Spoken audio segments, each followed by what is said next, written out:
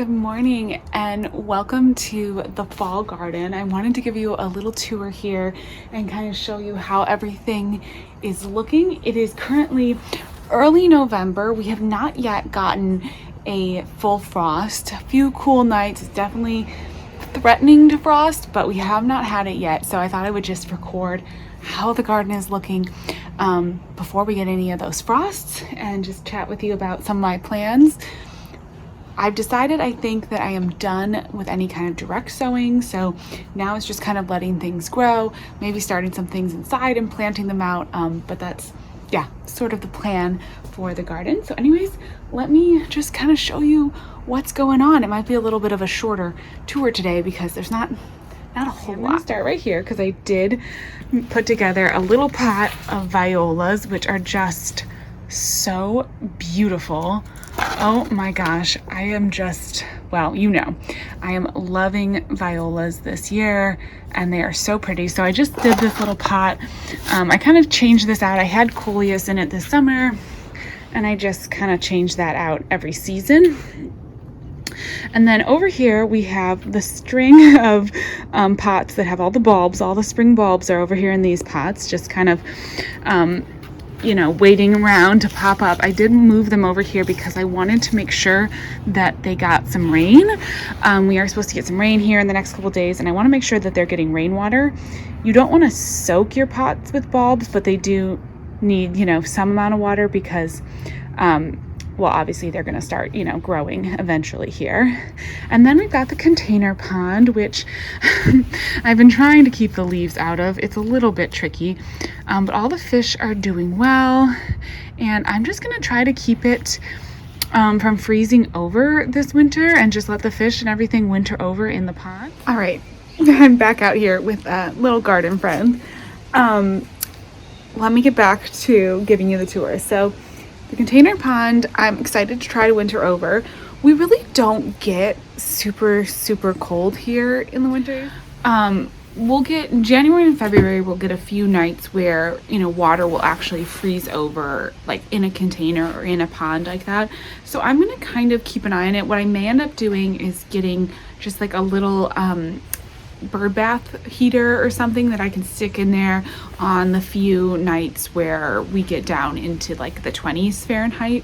But at least I think until probably well into New Year, I won't actually have to worry about anything freezing in that container too much. So that's kind of what the plan is with the container pond right now, and then just trying to not let too many leaves get into it. I may put like even one of my row covers, if I have an extra row cover over it, to kind of keep some of the leaves out. I'm not quite sure. The leaves are just now starting to really fall, so it's just beginning to become kind of an issue. Then I just have some perennials, which I'm just leaving them. I'll cut them back. That's not where that pot is going to be forever, but I have a couple of these perennials in pots. This is Black-Eyed Susan, that's Heliopsis, and I just have to figure out a spot for them. And then my little fig, this is a Chicago hardy fig, so it can handle the winter here. It's going to live outside in the container. What I will probably do with this in the next couple months here is bring it up closer to the house so it has a bit more protection, which will just hopefully help to keep it like a little bit warmer. And then let's raise the row cover and see what we've got going on under here. There we are. So the lettuce, I seeded a bunch of lettuce, which is coming up really well. Looking pretty good. And then also there's Swiss chard and carrots. I will have to come in and thin these carrots out, but I am just waiting on that because I just want them to get a little bit bigger, and then I'll go ahead and thin them out. I'm just keeping the row cover on mostly to keep the squirrels out at this point. I don't want the squirrels to dig up all of these seedlings, so I'm just going to keep that row cover on, and that'll protect them. And then I'll show you the containers, which are looking nice for fall. Everything's growing pretty well. Got some cabbages and the Dusty Miller, and then more violas. Just so many different like fall tone violas, which has just been really fun.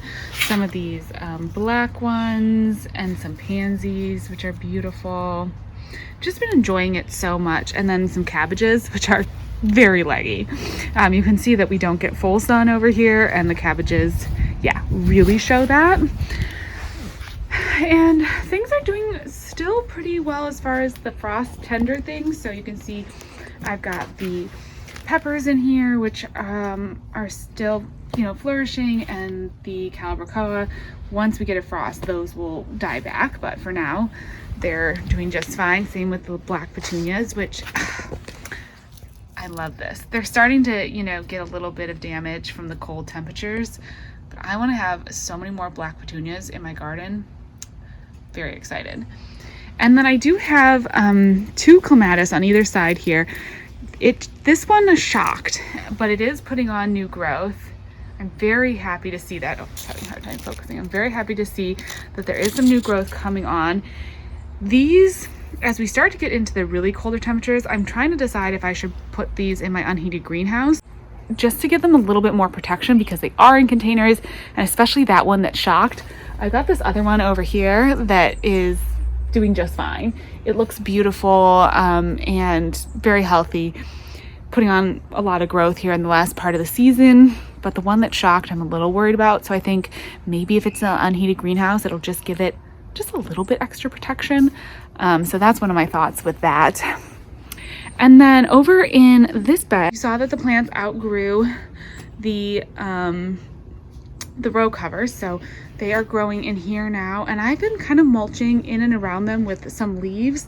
I'm going to use that to help both insulate the soil and also as an additional measure to help keep the squirrels out. They're less likely to dig if there's a bunch of mulch. So yeah, I'm going to keep putting leaves and just mulching around. This is Morris heading collards, giant red mustard, and then Mizuna along the front, and a few green onions in the back. And so yeah, I think that they'll do well with a little bit of mulch, and that'll help protect the soil, break down, and, you know, feed the soil into the spring, which will be great.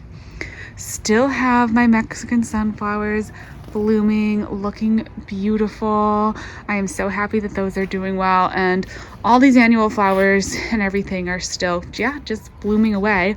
I do want to go ahead and clean them out pretty soon here, but I am just leaving that for now because they are so beautiful, and I feel like there are still some pollinators that are benefiting from them, so I don't just want to take that away from the pollinators that could benefit. And then let's see, under this row cover, it's always fun to reveal what's going on. So we've got some radishes, and they are looking large. The big sprouts are the radishes, and then next to them are a little bit of radicchio, which is coming up and looking good. And then we've got a couple different kinds of kales, the arugula. I went ahead and harvested some of this, but I think we're getting to where I could probably harvest again, which is nice to see. Yep, radicchio. Oh, and a little bit of watercress there at the back. So that one's doing well. And then under this row cover, I have more. So this, I did a big container of greens, which are just beautiful.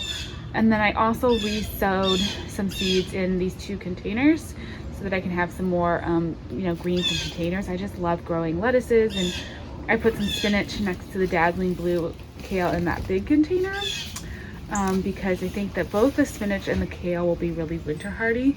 Lettuce in this container may not make it through a winter. We'll see. Lettuce tends to be a little bit less cold. The kale and the spinach, like, could care less.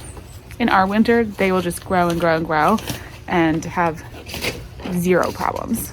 All right, so the butterfly weed here is totally happy, not bothered by any cool temperatures we've gotten. Then I have a few perennials, a little blueberry bush, and then just the cabbage, some more Morris heading collards.